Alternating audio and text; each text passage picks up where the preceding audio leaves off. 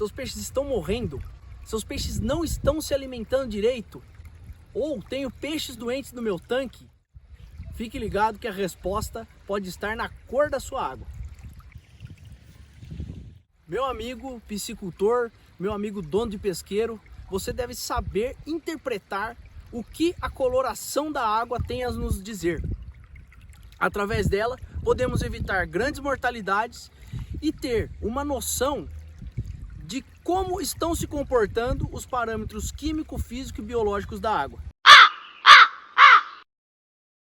Saudações, sou João Leonardo, engenheiro agrônomo, especialista em piscicultura.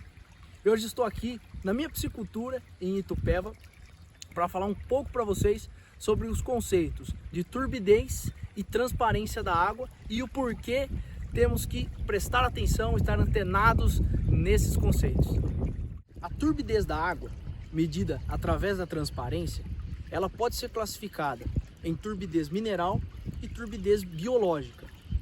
A turbidez mineral, ela ocorre pela presença de materiais em suspensão, como argila, silt, coloides, e é a famosa água barrenta.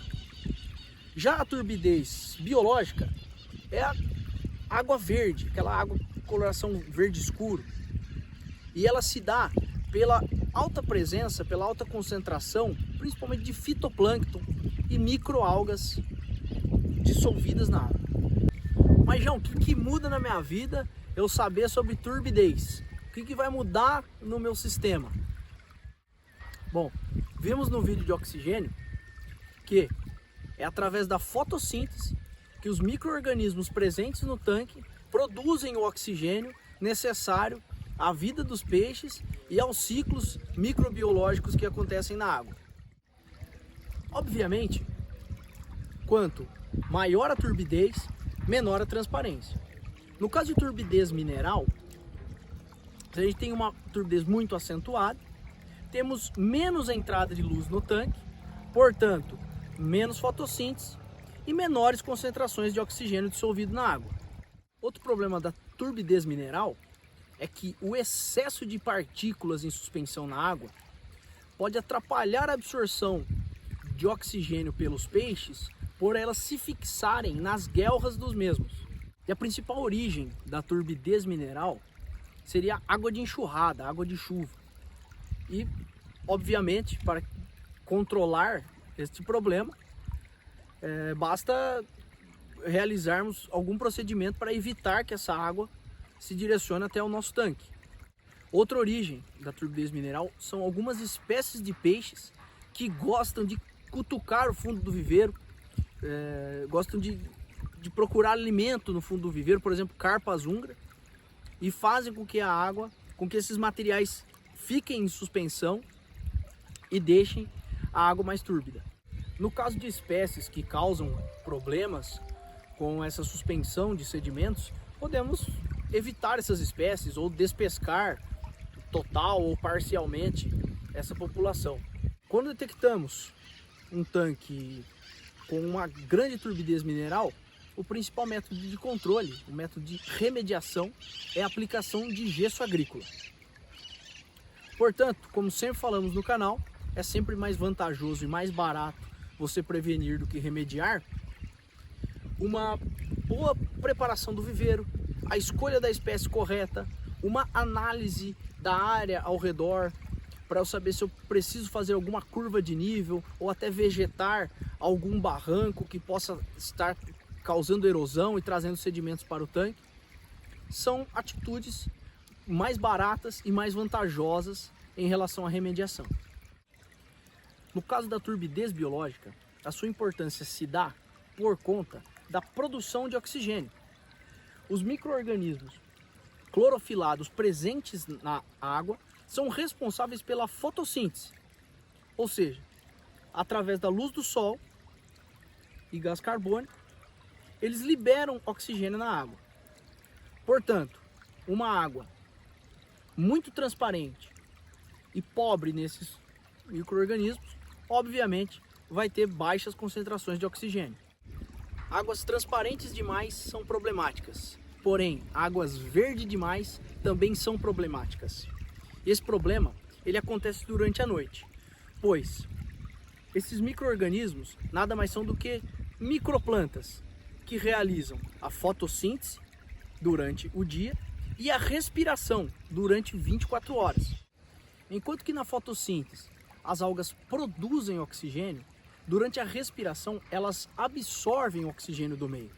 Portanto, se eu tiver algas em excesso em meu tanque e na ausência de luz, ou seja, na ausência da fotossíntese, as algas estiverem consumindo esse oxigênio do meio, de maneira gradativa, as algas vão absorvendo o oxigênio do meio, até que, nas últimas horas de madrugada, eu tenho o meu período mais crítico, ou seja, o período que eu tenho maiores chances de déficit de oxigênio na água.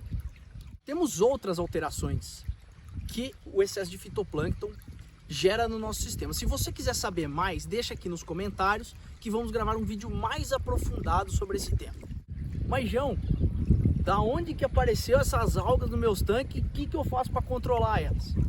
Bom, primeiro precisamos entender a origem delas, fica mais fácil a gente controlar. O excesso de algas é um indicativo de que eu tenho excesso de nutrientes na água. Portanto, o meu sistema ele está em desequilíbrio. Eu tenho que entender o que está gerando esse desequilíbrio. Por exemplo, um exagero na hora de estocar os peixes, um arraçoamento inadequado, um arraçoamento exagerado, às vezes algum vazamento de uma fossa, por exemplo, pode estar causando este excesso de nutrientes. Enfim, demos mais exemplos disso no vídeo da amônia, mostrando a sua origem.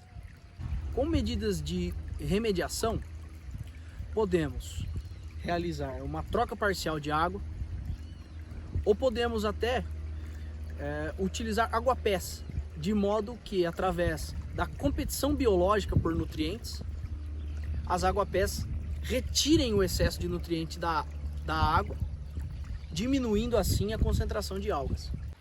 Mas, João, a água aqui do meu tanque tá verde, os peixes tá comendo, não tá morrendo nada, não tá boquejando. Ah, cara, você tá exagerando, não é tudo isso que você fala, não. Mas aí a gente precisa ver até quando que os seus peixes vão aguentar ficar nessa situação. E outra coisa que eu garanto é que você está tomando prejuízos que não estão sendo contabilizados. O peixe exposto diariamente a baixas concentrações de oxigênio devido ao excesso de algas, ele apresenta menor vigor alimentar, ou seja, ele ataca menos as iscas dos pescadores. No caso de piscicultura, ele apresenta uma conversão alimentar piorada. Você vai ter que gastar mais ração do que você gastaria usualmente para esse peixe atingir o peso comercial. Ele se torna mais caro. Sem contar que esse peixe também, com a imunidade mais baixa, ele está mais propenso a pegar doenças. E caímos naquela velha frase que sempre repetimos aqui no canal: é sempre melhor prevenir do que remediar. Entenda o que o seu sistema está falando para você, para que você consiga tirar um bom lucro da atividade. Mantenha os parâmetros adequados para o bem-estar e o bom desenvolvimento dos peixes. No caso da transparência, com ferramentas simples como disco de sec, esse disco com uma fita métrica que você não precisa nem comprar, você pode fazer você mesmo, você consegue analisar a transparência e manter ela nos padrões ideais. É isso aí, galera. Esse foi o nosso vídeo sobre turbidez da água e como a cor da água influencia nos seus resultados e no comportamento dos seus peixes. Curta nosso canal, compartilhe se esse conteúdo foi útil para você, deixe a sua sugestão aqui nos comentários e até uma próxima, se Deus quiser.